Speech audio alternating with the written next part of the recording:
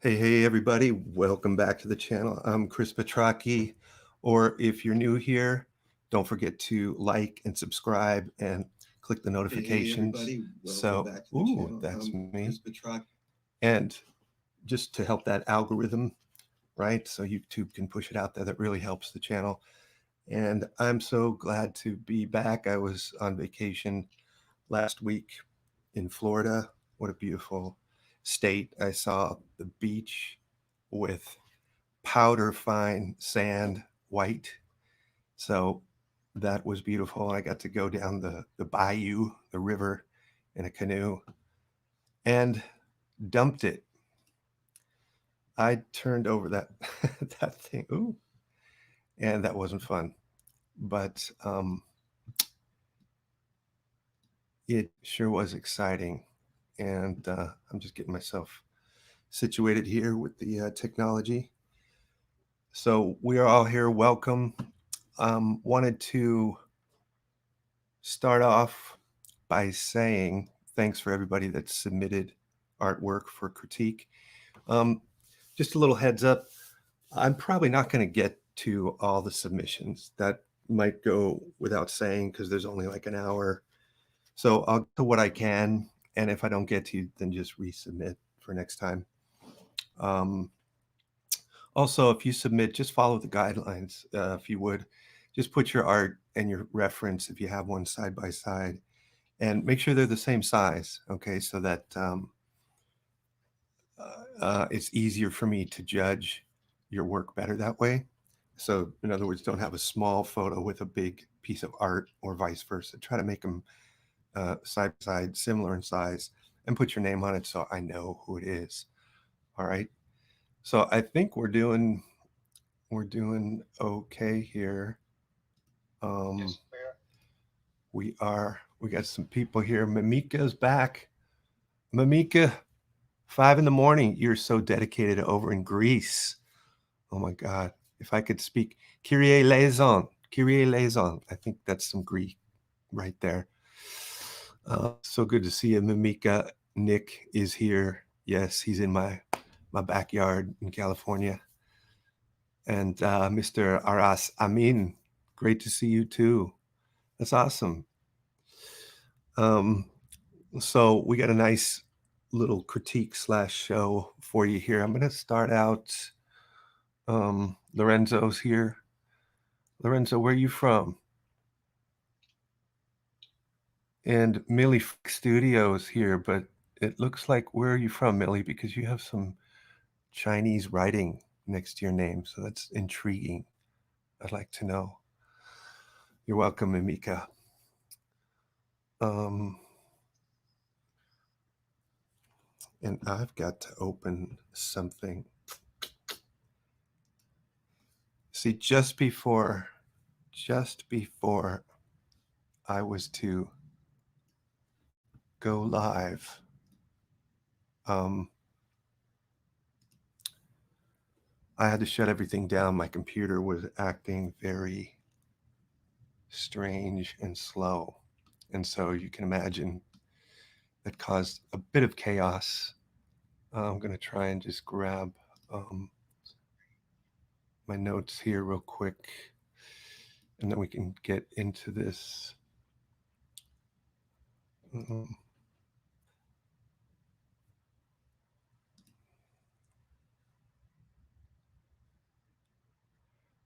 Fun stuff.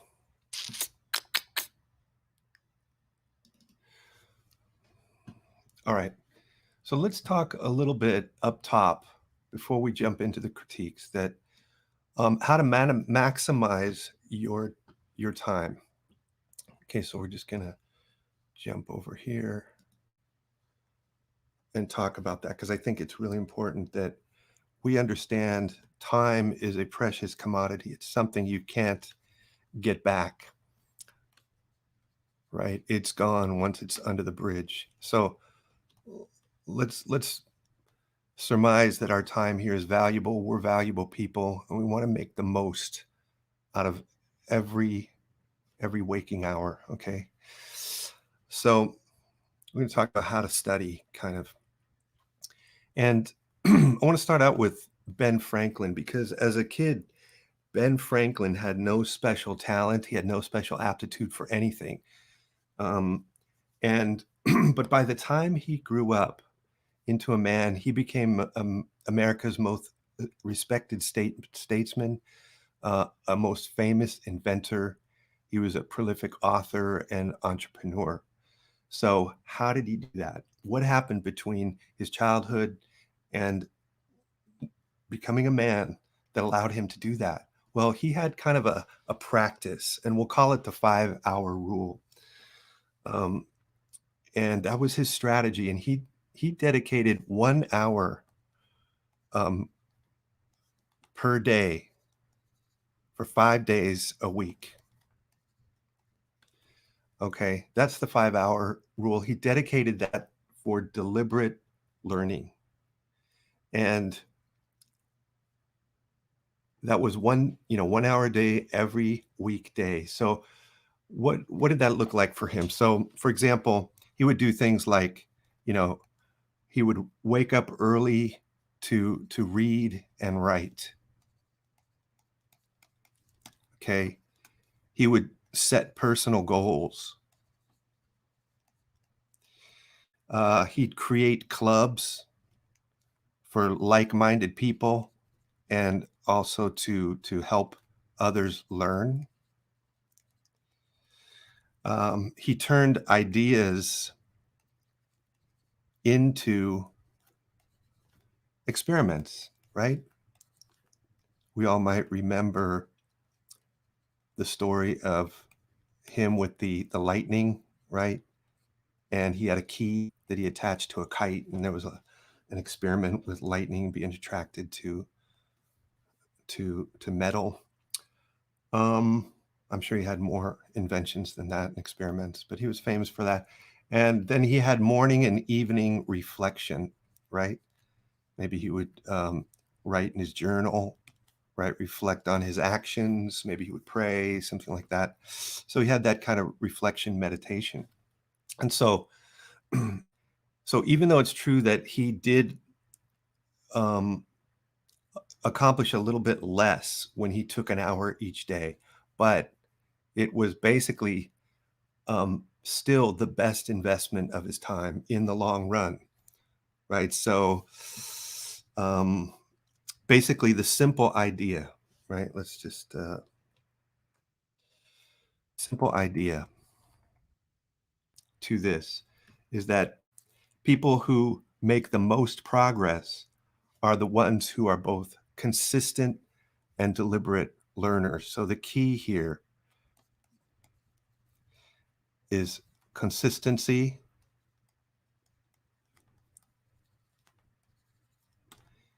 plus being deliberate, meaning it's not chaotic, it's orderly. It's kind of orderly time, right? It's focused and it's consistent. So those are the people that make the most progress. So how do we use the 5-hour rule as part of our artistic lifestyle and our artistic journey? How do we do it? Okay, so that's what we're going to talk about here a little bit.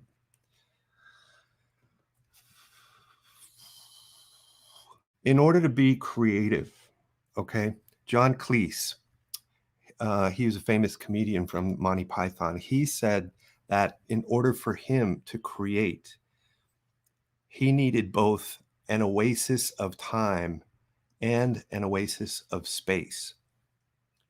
So he needed time plus space. And it had to be an oasis. In other words, it was uninterrupted time and space. It couldn't be broken up by the dog coming into the room, people talking to him, right? That's not what he required. And so,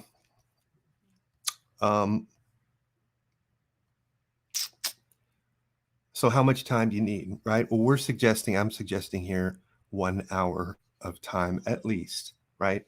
That's good uninterrupted, because why? Basically, it fosters development of your ideas for your creative process and for the cultivation of like a physiological state that's receptive and tuned in enough to the creative process called the zone. So 1 hour at least gets you into the zone.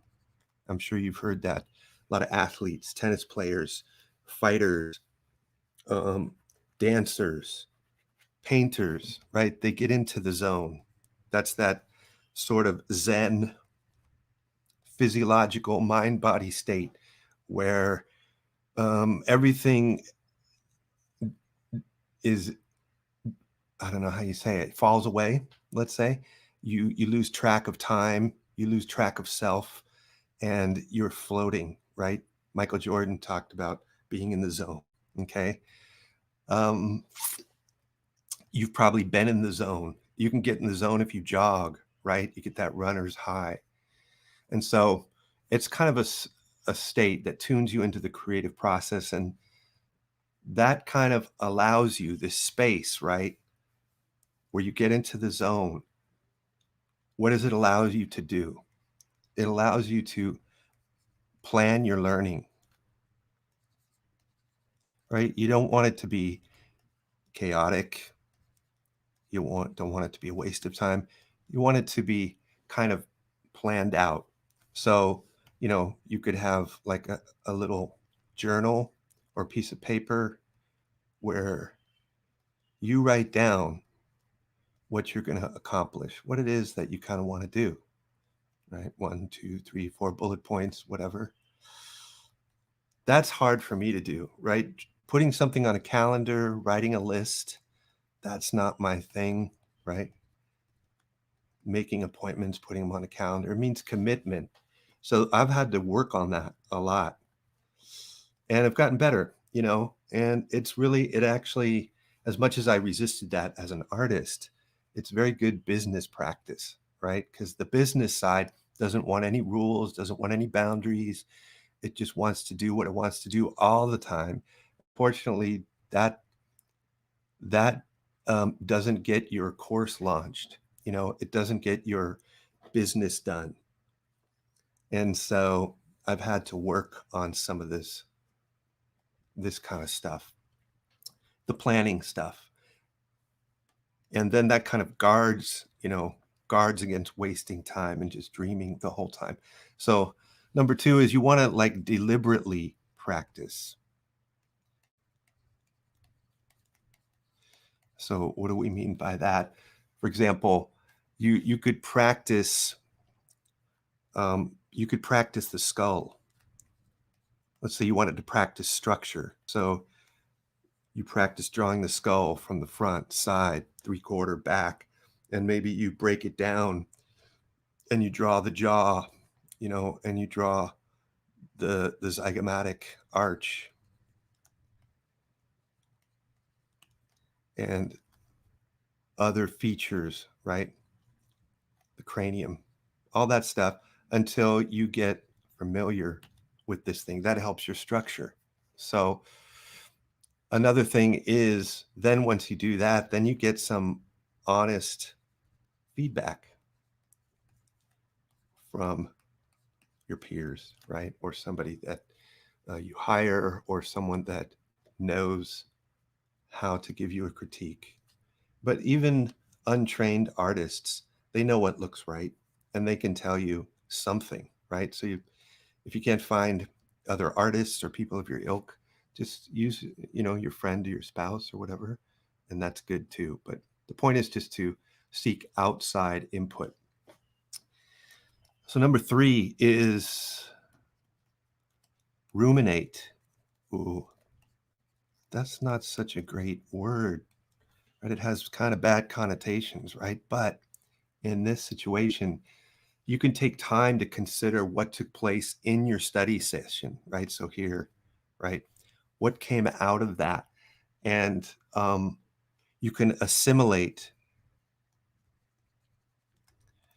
what you learned, both technical and insights of meaning, right, that you may have gained. a great way to ruminate is to walk. Take a walk. I do this a lot. Walking and just sort of in my mind, there's a picture in my mind, and I kind of turn that thing around and around and over again. I look at it one way, I look at it the other way, I look at it this way, you know, that way, from all sides, and try to connect. When I draw a blank, when I draw just a blank, I go back and I run the tape and I try to connect it to the next thing, so they're connected. So then this blank is eliminated and my information's complete. And I'll know it's complete when I can do it and when I can teach it. I can explain it to someone else. Then I can pretty much say, I've got this, I'm competent at it, and go forward. That's valuable stuff. So, um, you know, Steve Jobs, Beethoven, these guys were fanatical walkers. And it's no wonder why, because it really does help.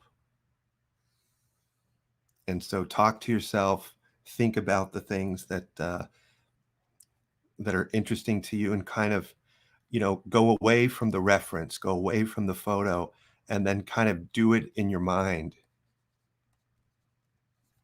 And you'll find that you have gaps, and then you have to go back to the reference, figure it out, and then do it in your mind again. So you put it through a process, and that gives you very important feedback. That's the winning formula right there. You do something, you put it through a process to give it a critique, you have an output, then you know what to work on. So last thing here is for just to set aside time for learning. And again, that's requires kind of a schedule. If you're not a schedule person, you're going to have to figure out a way to become a little bit schedule type. And one thing that's really helpful is doing small experiments with big potential payoffs. For example, like a scientist, right? What would a scientist do? They would dissect something. So we're going to dissect, let's say, a photo. We're going to take that photo reference and dissect it. We're going to slice it and dice it, mine it for all it's worth. So what's that going to do for us? It's going to get us away from too much copying, right? There's a place for copying. That's how we get our chops. It's how we learn. And then we want to kind of break away from that and stop copying as much and start being a little more creative. So we do that using reference. We don't just close our eyes. You can't draw something you don't know what it looks like. You need that reference, and you need to look at it and study it. But then you don't want to copy it. So what do? You steal. Okay. We don't steal like just straight up copying and saying it's ours. No, we abstract out different aspects of the photo or the painting, and then we use it for our own. So for example, I could take a Sargent or a Monet or just somebody else's art that I like and take out the color information and use that in my portrait, right? I can take out the shapes that they used and they composed with. Maybe I like the shapes and the composition, and then I can use that. I can abstract that out and use it in my, my character design, my portrait. You can do that, you can do that with the pose. Say there's a pose in a photo or some kind of still you took from a movie, and you can use that pose and turn it into your own character, right? So these are some of the ways that you can kind of riff. So when I say steal, it means kind of riff. Like I would take riffs from a guitar player like Jimmy Page or Jeff Beck or some of these old rock and roll guys that I'm a fan of, and I would copy their riffs because I needed to get my skills. And then I would riff off the riff. I would do variations. I would create little things from there to make it my own. Okay, so that's that's what you call this um, first principles. Okay, you break something down to its most basic parts and then you build it back up again. That's first principles, and that's what Elon Musk does with Tesla and SpaceX. All right, so if it's good for him, it's good for us. So experiment, and one key here too is it doesn't have to succeed. A lot of scientists experiments, they fail. So when you fail, learn from it. Failure's your friend. Make it your friend. Start to fail and like it, because that's going to show you what to work on. Your strengths are not going to show you what to work on. It's fun to have good outcomes and do everything great all the time, but you're not going to grow as fast as if you kind of target those weak areas. All right, so this is kind of a lifestyle. It's something to embrace or to cultivate that as artists. And so that's my my tip on that. All right, so let's kind of move over now to these amazing works here from you guys. All right, I'm just gonna check the chat here, see how we're doing. Everybody's talking. Maggie, Zoran, what's happening, Zoran? The Caravaggio painter, right? That's a cool name. All right. You guys got any questions? Just put them in the chat. Okay. So we got somebody who I don't know who it is because their name is illegible, but this is wonderful and lovely. I think this is a great job. Fantastic job. The proportions, lines, shapes, values, edges, structure, anatomy, really, really well done. So you can be proud of this. Whenever you're going to crit some work, just go through a list and say, well, okay, how's the line work? If you're wondering, you start going through your list.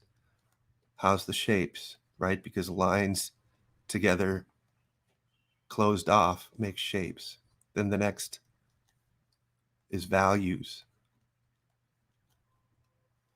And value and lighting make form.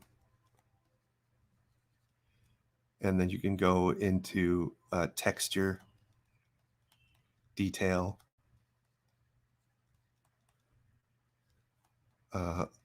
form, lighting, and color, right? If there is. So write that down and then assess your own work. Go through these steps and say, okay, where does it fall down? Where is it strong? So line, shapes, values, forms, textures, colors. Good stuff. Okay, I just drew all over that. Let me see if I can back out of that.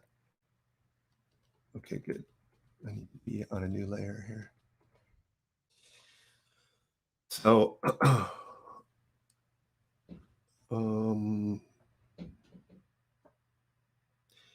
everything looks great. If I was to nitpick just a little bit, I see this line right here, and I want that to be smooth because that's the way it appears to me on the photo. And so I would just smooth that out. It's distracting with it there a little bit. And so just assess your edges the way you did so beautifully everywhere else.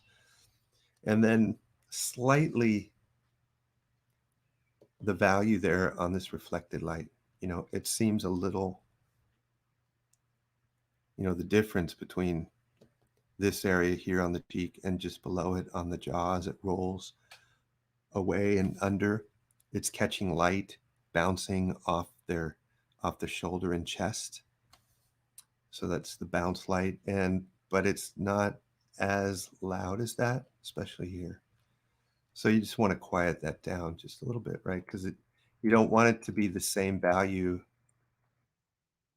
If I take a sample there and a sample there on the light side of the cheek and on the jaw, they're similar. Maybe it's a little too similar. And so I'm just going to, quiet that down. Because again, you don't want any competition. And usually the focal point of a portrait is the eyes, nose, mouth, somewhere in the features there. And you've definitely done a great job here that we don't want to be pulled away from that. We want everything to work in concert towards who this person is, right? And that's shows up in their expression, in their features, in their smile, right? The look in their eye, and so on. So I think that's just a fantastic job here, especially the hair, the way that you handled that. And I don't even question it, It's just when something's right, you won't question it. You'll just buy off on it. That's kind of what you want. And it becomes like a silent support for the whole thing. So I'm just coming through adjusting values just a little bit. Squinting at the photo reference, squinting at your drawing. And I love how that on the dark side, it fades right into the background. That's a good choice. And I think that's it. So you did a fabulous job. Next time you can put your name so I can read it, because I know your name's not photo overlays. Okay. And when it gets in here, just again, squint down. When I squint down at this area on that left eye, it's really in that eye socket, really in the shadows. And so I can just go ahead and, like, I don't want that white line in that lower border of the eye socket, of the lower lid, right? It's a little too, it's sort of not there. When I squint down, I don't see it. And so I can put that a little more into shadow. Let me just take it down. If you squint and it goes away, probably don't put it in, right? Don't need it. That's the magic of squinting and comparing. It works that way.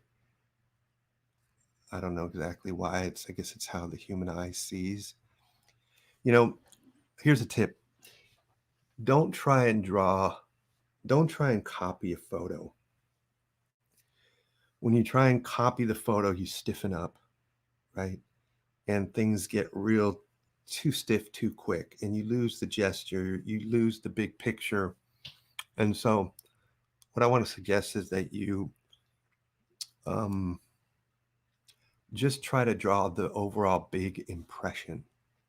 That's what you should be concerned with, is the big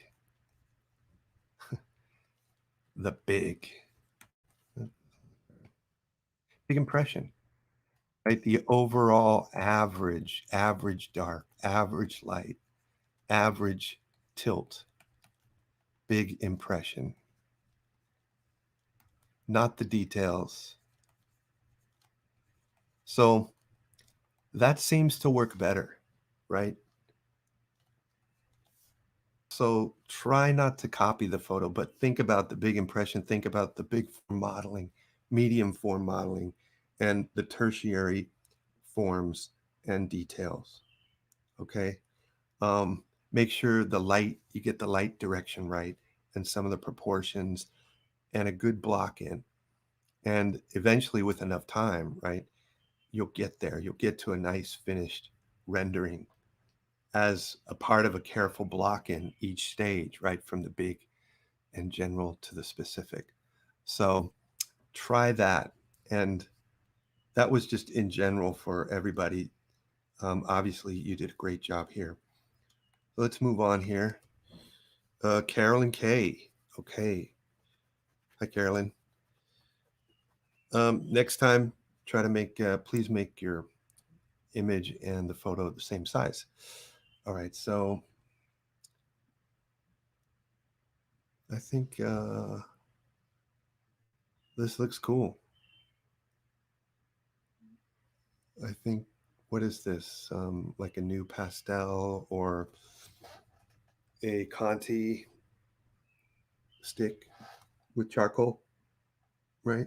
It's like two colors, like terracotta and black. Looks great. I'm just squinting, comparing.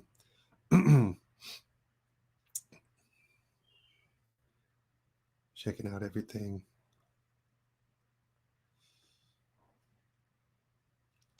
I'd say if you look at the alignment of the features, if you look at this, let's make that a little bit thicker.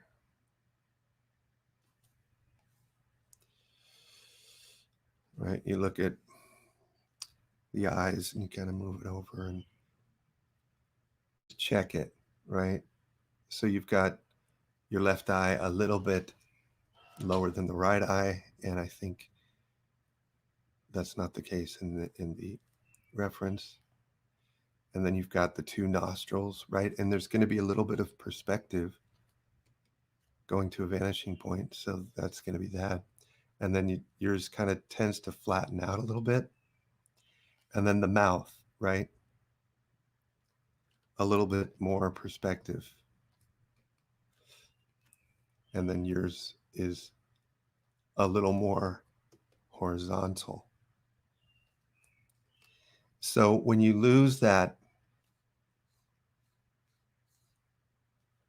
parallel relationship as you line things up vertically along the center line, you're going to lose some proportion and some sense of likeness. Okay, because if you have a box and it's 3/4 to you, right? What helps sell the illusion is that, if this was the eye line, then you have the nose. If I draw it slightly at an angle, and this is slightly at an angle, the mouth, right? Because they're all going to a vanishing point that meets out here. So it's not parallel when it's in 3/4. So that's for 3/4 view. When it's neutral and straight on, then everything is parallel. But when it's at an angle, it starts to introduce this kind of convergence, right? Where these once parallel lines now appear to converge at a vanishing point out here. And same thing with things going off to the left. So it's subtle, but you need to be aware of it when it comes to your portraits and when it comes to drawing, buildings and anything geometric that may require perspective like that. So that's one thing. But things are flexible. You can you can stretch things a little bit and still get a likeness. And I think you got an okay likeness here. Have you ever noticed caricaturists that push and pull things and exaggerate so much, but yet it is? So there's a lot of elasticity and ability for us to recognize people, even if we don't reproduce the photo exactly. I'm not teaching that anyway. But I am teaching accuracy. Okay. So that's one thing. Next thing is you did a nice job as that left eye goes into the shadows, because shadows are indistinct and blurry. And so that's really good. Didn't put a lot in there. That takes courage to do that. And then I think right here, this area is a little bit blown out in the light side. So there's a plane here, right? There's a plane here, and that's catching more light and than the side plane. And then it sort of catches more light here. And so there's this plane and this plane are a little bit different than this plane. That's the way that you kind of squeeze structure and inject architecture into your drawings, is by um, the light and the angle at which it comes back off of the planes and how light and dark that is. So if you make this a little bit of a different value, then it's a different plane. So different value, different plane. It's a way you could get a little bit more out of that, right? So it doesn't have to go completely white with no information.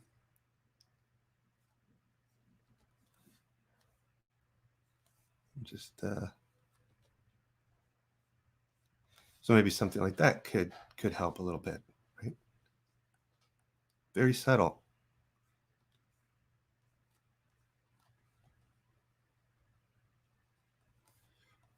Okay. Love that. And then, yeah, I would go a little bit darker with that moodiness in the eyes and in the eye socket. There's deep shadow there. And that's okay. Because this is kind of a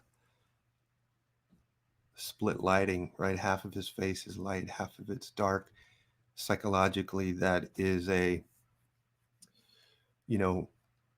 we don't know exactly who this person is. How should we regard this person, right? If they're lit fully from the front, then they tend to be friendly. You can see all things about them. If they're in the dark, then they may be a villain. They may be the bad guy. If they're half, psychologically, as far as storytelling and conveying emotion, they may be friend or they may be foe. Okay, so we can play up that a little bit in terms of narrative and mood.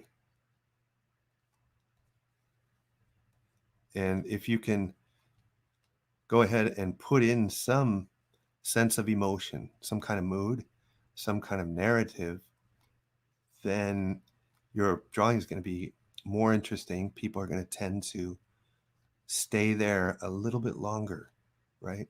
It's either you got to hit them over the head with total beauty, right? The beauty of light, the beauty of reflections and shadows, add some color, and that can be captivating. Or you can add something as far as narrative, right? So you can be entertained by a 2-panel comic, right? A little comic strip, because it was so witty and so well told or so funny. So the meaning of the message kept you hanging around. And if it was drawn well, that'll keep you there even longer. So we're trying everything that we can to make something expressive, that expresses who we are, maybe something that we think or feel, or even just to participate in the beauty that's around us, right? Drawing is like, having God's mind and being able to create, not something out of thin air, but nonetheless create from the blank page, which is very fun. Every time that happens, that illusion for me is what keeps me coming back and doing it. Transitions here. moving on a little bit to the hair, handling the beard.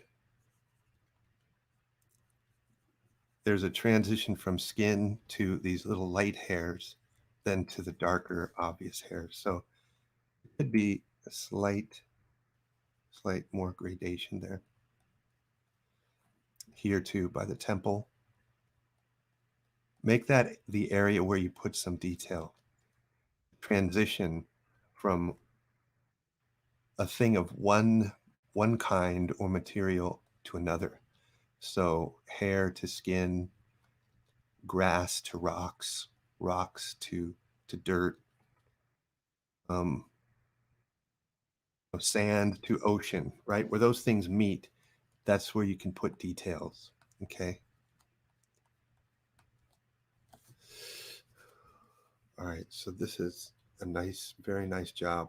I think it's cool, and I like the medium that you chose and the roughness that you've left for the textures because it really fits this guy's character.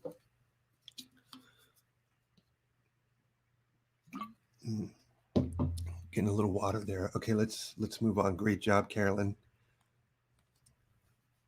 Okay, Carolyn, it's you again. Okay, I'm gonna move on and we'll come back to that if we have time, but this looks beautiful too. Lovely.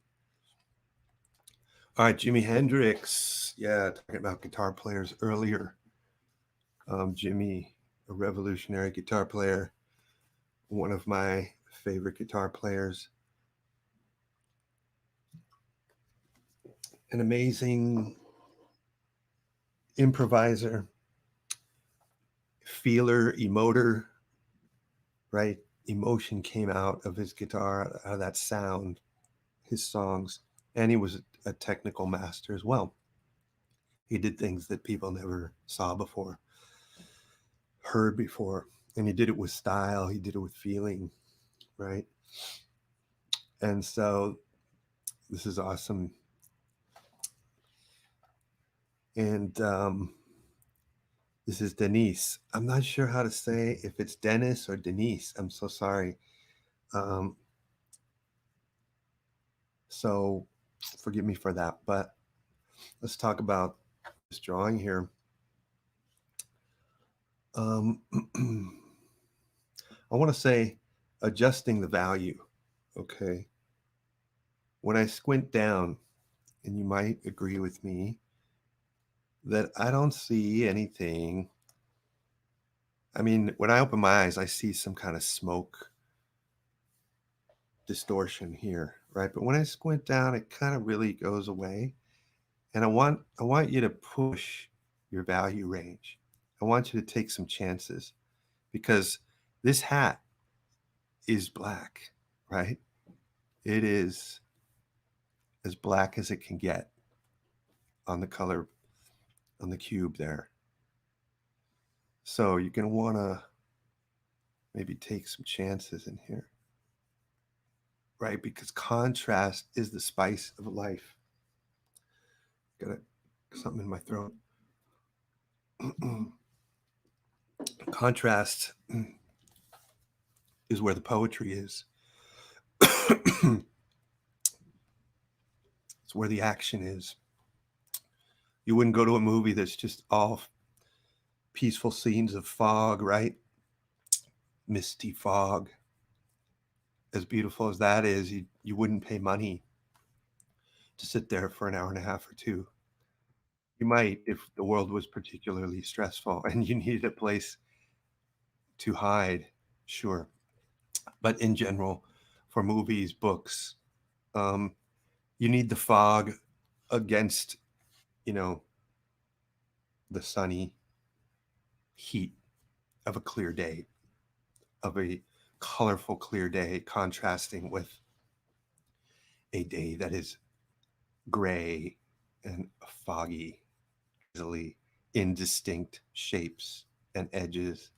Sound doesn't travel as fast or as far, right? So push the values.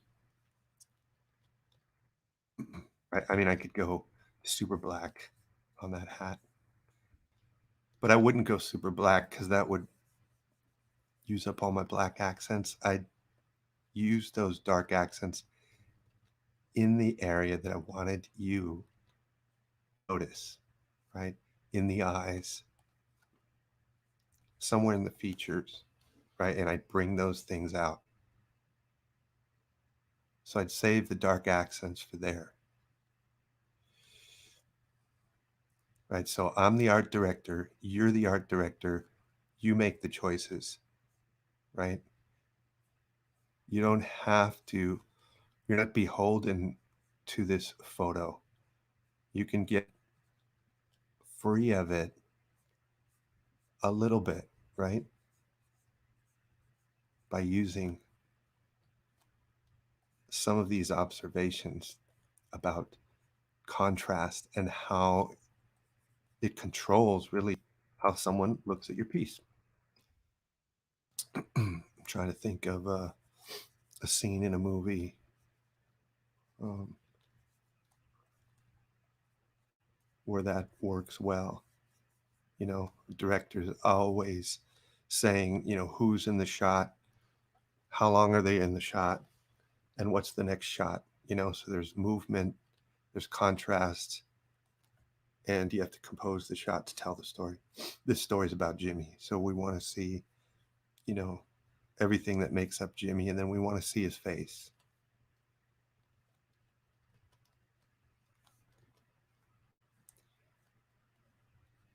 And so thinking about, right, this is like a core shadow right here. It comes over the ball of the eye and the upper lid.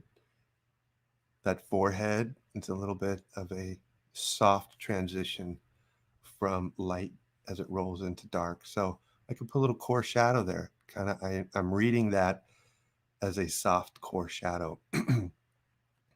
So you have to train, you know, students that work with me, I have them render balls, box, and tube and cone. You have to do that foundational work to interpret something as complex as a human face,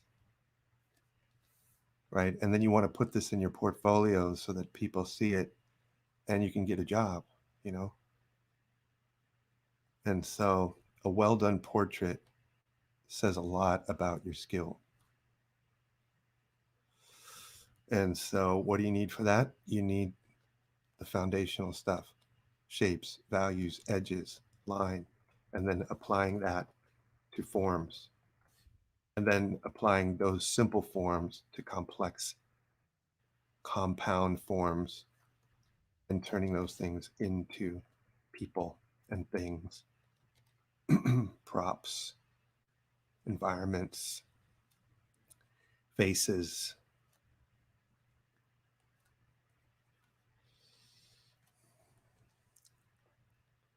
And so I'm just going through here and I'm kind of doing this intuitively, but when I get into some trouble, then I squint and compare. Um, and that seems to, you know, another thing I do is I have the capacity to do boring tasks over and over again. And so you need that as an artist. You're going to need to do things wrong a bunch of times and then do them over again and over again and over again and be willing to abandon it until it's right. And then you move forward as a part of that process. So it takes courage because you may have to, again, leave a drawing in that heap of failures and feel the pain of that.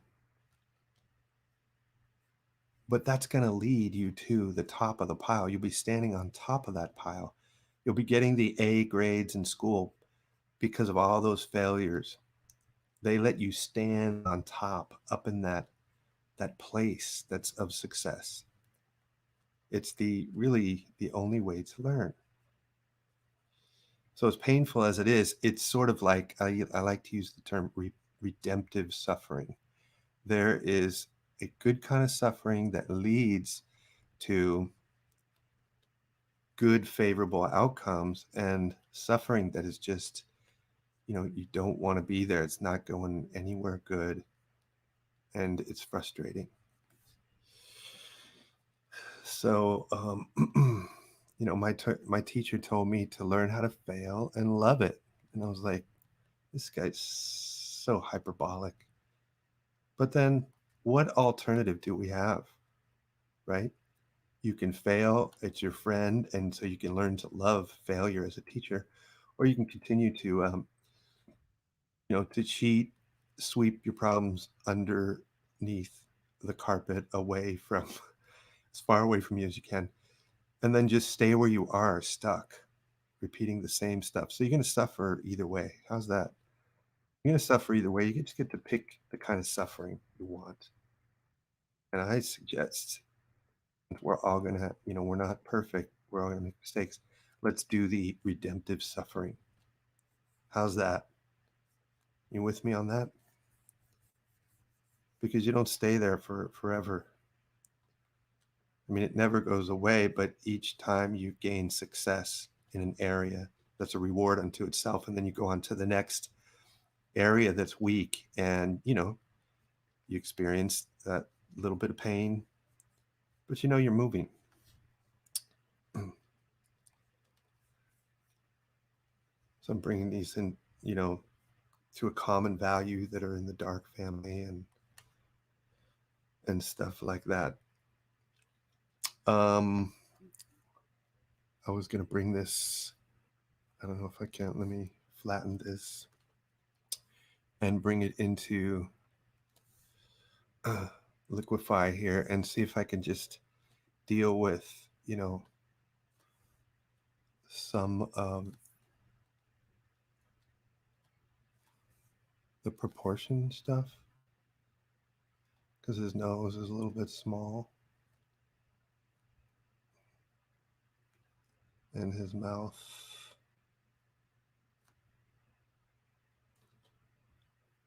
right, just gently nudging it here and there. See if I can make that eye a little bit bigger on the far side. So fun.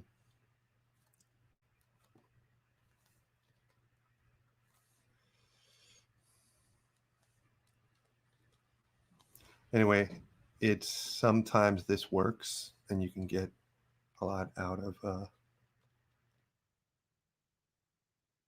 liquefy tool without destroying your drawing.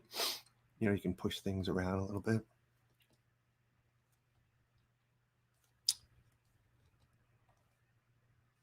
I think that the eye socket could be a little bit bigger.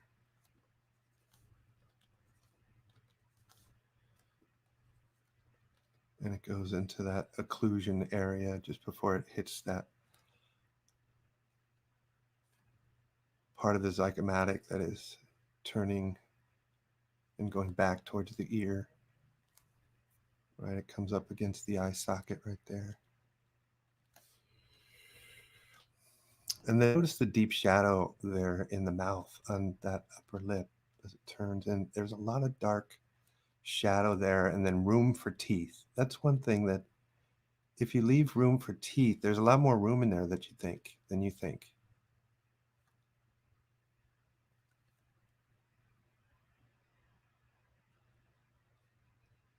Let's get that occlusion where the two lips compress and then darken that a little bit. So, we could go and keep going, right? That's the beauty of this, and then knowing when to stop, right? Sometimes you can go a little too far and ruin something, so you have to know when to stop as well.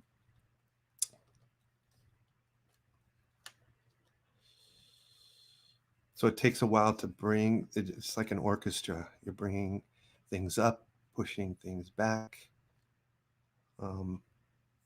bringing out the violins, decrescendoing the crashing cymbals, right?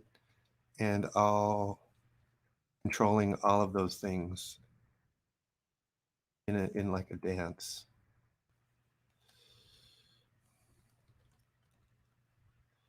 Okay, so that's, I think mainly your values. I just adjusted values and I did a little bit on the features. And so I want you to push your values next time so that the darks and the relationship to the lights make the lights have more power, right?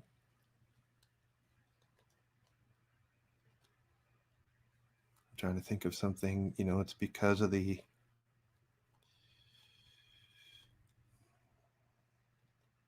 it's because of the rain and the fog that makes the sun when it comes out so joyous. It's when springtime comes, makes it such a lively, happy experience because we've been in the winter snow, right? The bitter cold and gray winter has changed, right?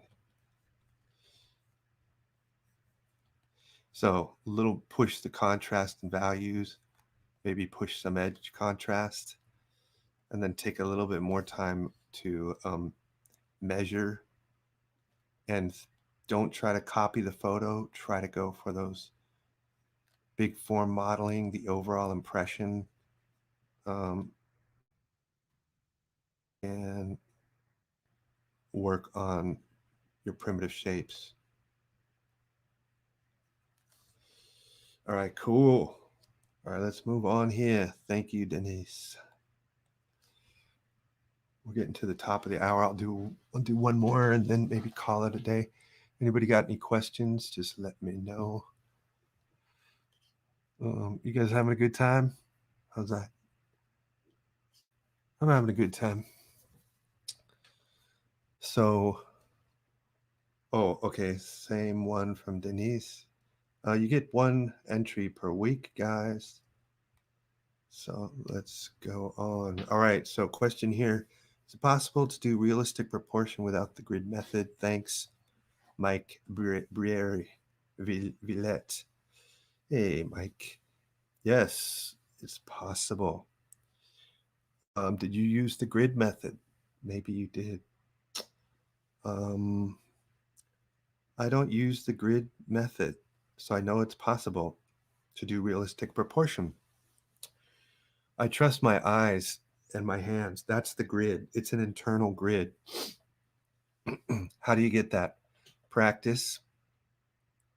And you have to get familiar with like a standard of very basic things. What does that mean? You have to know what is a vertical, what is a horizontal, and various angles in between. That's the very simple version.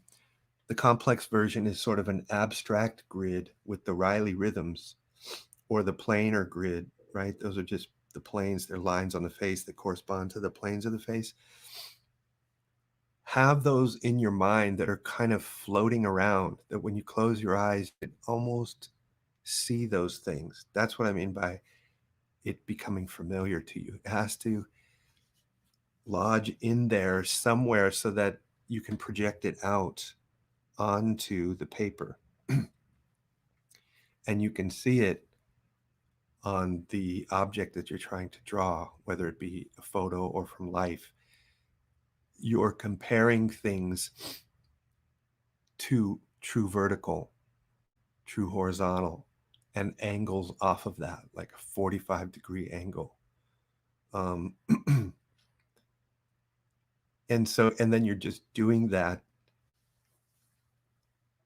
um, in your head, projecting onto the paper, and then you're making your hand draw those things. So that's a sort of an abstract answer to your question.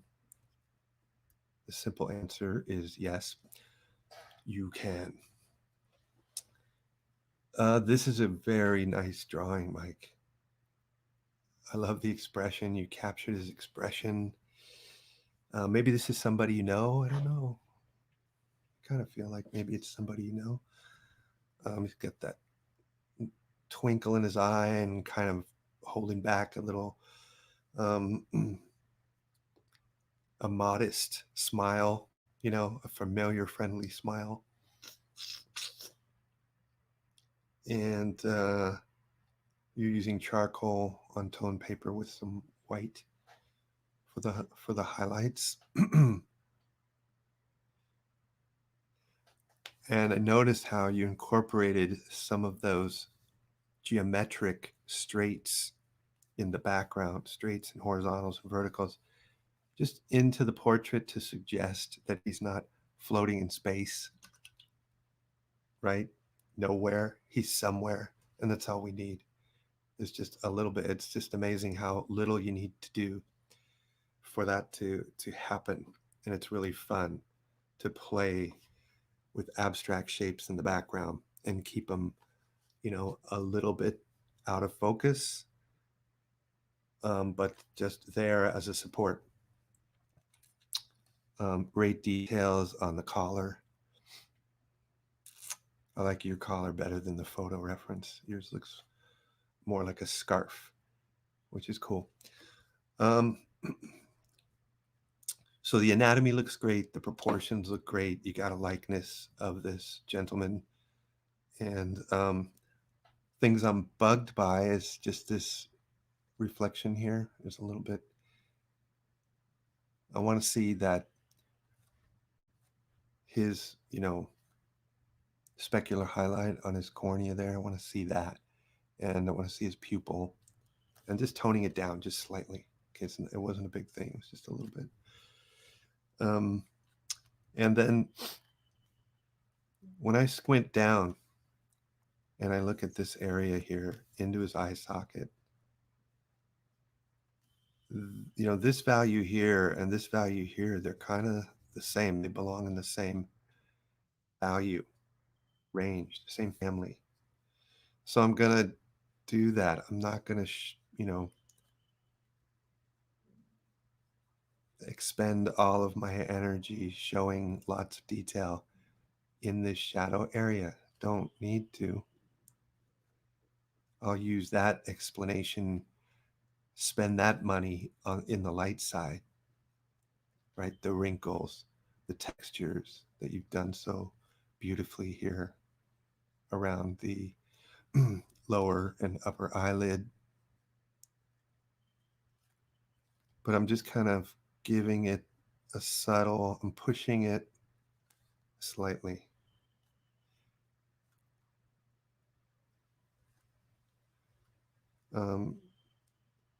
Now, once you do that, you have to adjust everything else around it, right? Like I feel like I need to just do something to the forehead because looks too light.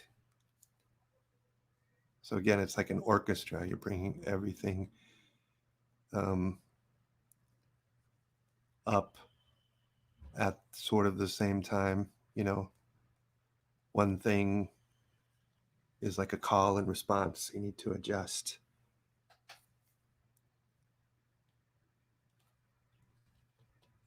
I find that in great music, there's a call and a response.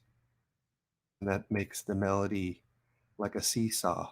You go up, you go down, you come back around, right? And you're on a little journey. And just like your drawing is like that too, right? If I do something over here, right, I might want to do it over here. So there's these little, big thing here, small light thing there, okay? Yin yang, back and forth, call and response. That I don't know if that's helpful, but I kind of think about it like that. You develop a little intuition for your mark making and the impact that it has on the page.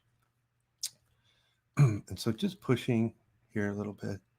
This is all things you can do, right? Because you can still go darker if you want it. This is not a big fix to try and get out of, right? It's something you have room in that value range to go a little bit darker. So it's, it's something you can do. Everything is so there and so well done that it's easy for me to come in here and just add these little things and, just improving along the way. There's that little shadow from the nose piece of the glasses onto the bony part of the nasal bone. So on and so forth, right? In there it gets a little darker. So I think you kind of get the picture.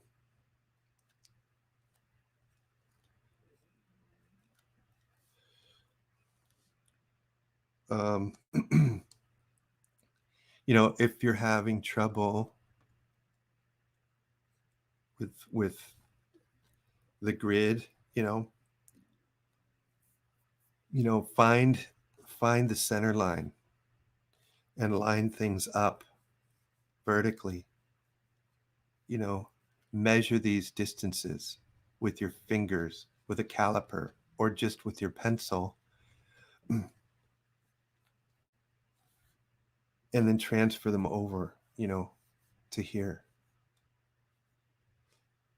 And just measure carefully. So I suggest doing it with your eyes first and your hand, and then, draw this stuff, like draw this.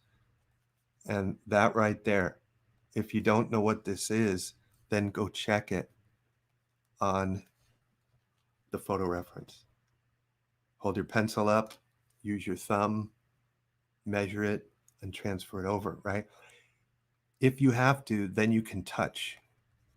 Put your hands on the photo, touch it with your calipers or your fingers and measure it, and then transfer it over, right? So first, try your eye. That way you build trust with your hand-eye coordination. And then number two, check it with, your measuring device, your hand, your caliper, your pencil, okay? And that way you can keep moving forward and then learning this really valuable skill of internalizing the proportions into your hand-eye system, your internal system of judging things. And you do that all the time, right?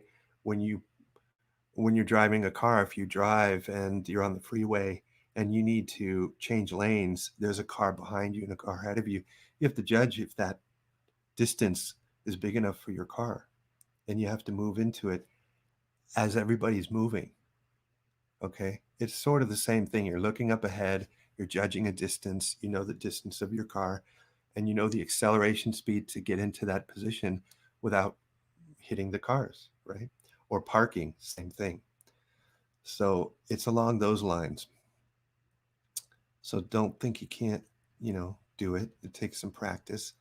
The only reason I got good at it is because I never did the grid. And so I made a lot of mistakes. It's frustrating, but I just refused to use the grid.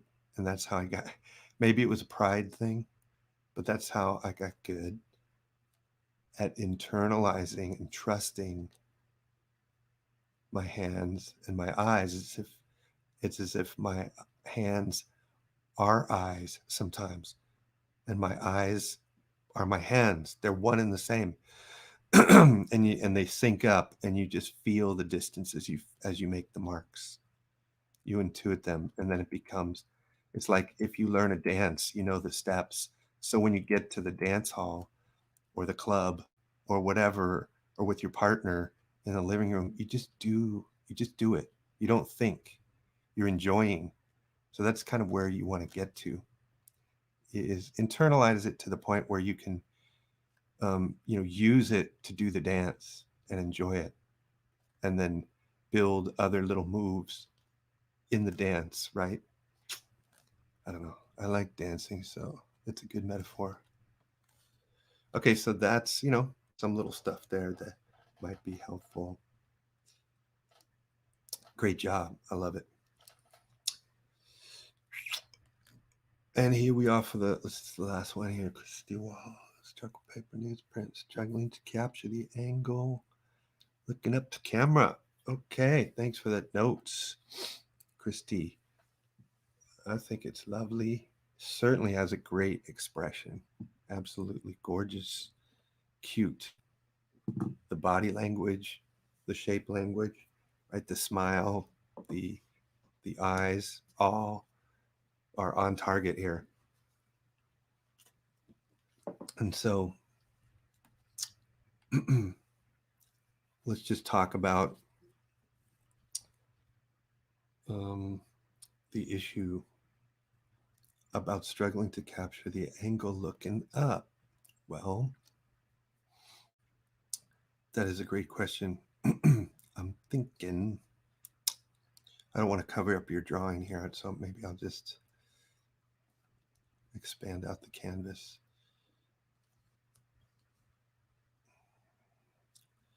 And see if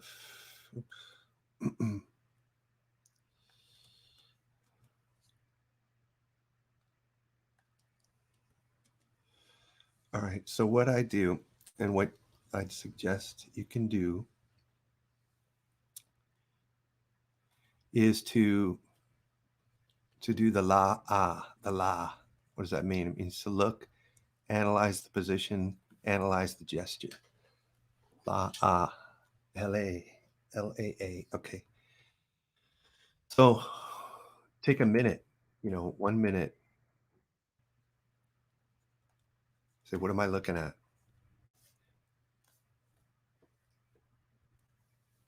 Obviously, it's a young little girl. She's looking at me. Where am I? Where is she? Am I looking down? Am I looking up? Is she looking up? And so we'll just capture the action, capture the gesture, right? This, oops, I got to move this up above. And that's not good. Go back a little bit here, call up a new layer. Okay, so the gesture, this and this. It's these C curves, one after another, one lower in the chain, opposing, okay, opposing C curves. So that's one thing. And then what kind of, from there I can kind of say, well, if they're looking up and I'm kind of above them, I'm going to be looking down on them. So I can communicate that with a depth line or a cross contour line where the C curve part, is going away from me, right? It's like a ball like this. And I'm drawing over the surface to describe the form and capture its direction in space. Drawing like it has like it's glass, like you can see through it. Now that's a lot easier to do at this 1 minute stage than to go through and think about zygomatic arch, um, frontalis, right? Mentalis, orbicularis, oculi, and all that Greek and Latin terms, bone connections. Just draw a ball, box, or a tube and describe the form with these contours that describe. Now, if she was looking up, I'd find the center line and go the opposite way. This intersection creates a front and it suggests they're looking up. Okay? And the more I do that, hopefully it would convince you of that. This creates a front and seems to suggest that they're at least we're above them. And so we've got that, right? Got this skeleton, this armature, simple, very, very crude, and it's easy to fix. That's what we want. We don't want to kill ourselves and waste time with complex stuff, and we don't need to. We want to go general to specific. Okay. This is my armature here. I can suggest the little arms and stuff. And then I can build from this. I'm capturing this action right here with this gesture. And then I can build here. I can suggest this form with cross contours describing the form and its direction in space. Then I can kind of, continue to describe that form.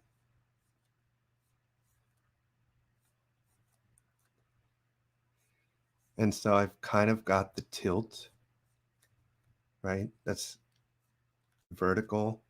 She's at a tilt. I need to know that vertical and where the tilt is in relationship to that. How much tilt, right?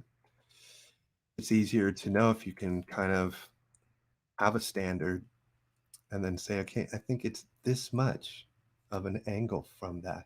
But if you're just trying to guess the angle, it's like, well, I don't know, you know, but it's easier if you have something in context. Okay, so we have this, we have this. And, what kind of head does she have? What kind of basic shape? Is it a ball, box, tube, or is it a triangle? Is it a teardrop shape? What's the best simple shape that can sort of describe this little girl? Right? So I have the shape of the face and the shape of the hair mass that can help me. And you can kind of see, we're above because we're seeing the top of this very structural 3D form. We see a side plane.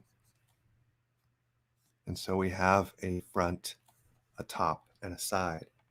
I don't want, that's not going to be my final statement. People don't want to see the messenger, they don't want to see the guidelines. They want to see the message, which is the beautiful girl. But I need that to construct it, because it's complex, right? So I'll just go ahead and use those things for me to build this thing up.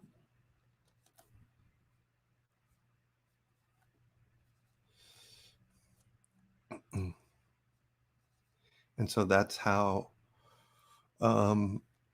you would capture the angle looking up at the camera. You're the bird. You're in a bird's eye view, high camera angle, looking down. That's how I would, do it. You've got the worm's eye view, where it's low camera angle looking up, and establishing that camera angle before you jump in and realize after 40 minutes to an hour that everything's wrong and why can't you get a likeness? Well, it starts at the beginning, way back here, and getting some of these really basic things going first.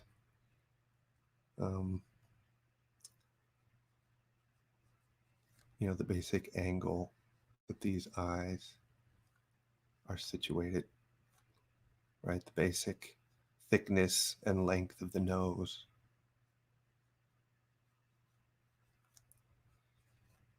Width of the mouth. But see how I built that on a very simple sphere? It showed me the tilt, right? The tilt left and right. And it showed me the center line. And it showed me my position in relationship to the subject at hand. And you'll be able to do things so complex that you didn't think you could do just by thinking through stuff. That's why it's so powerful. And it was developed by classical artists, back in the Renaissance period, where they developed perspective and they worked with these simple primitive shapes. Okay, then you can just continue to build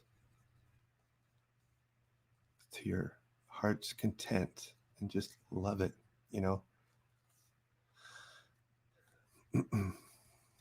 I can't stop, right? It's like I love it too, right? So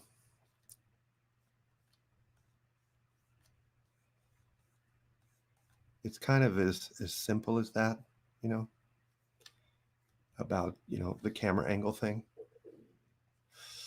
Um, so I would say, you know, just to comment on the values, just unify your values, squint and compare, and put everything that's dark in the dark family and put everything that's light in the light family, and then connect them with halftones.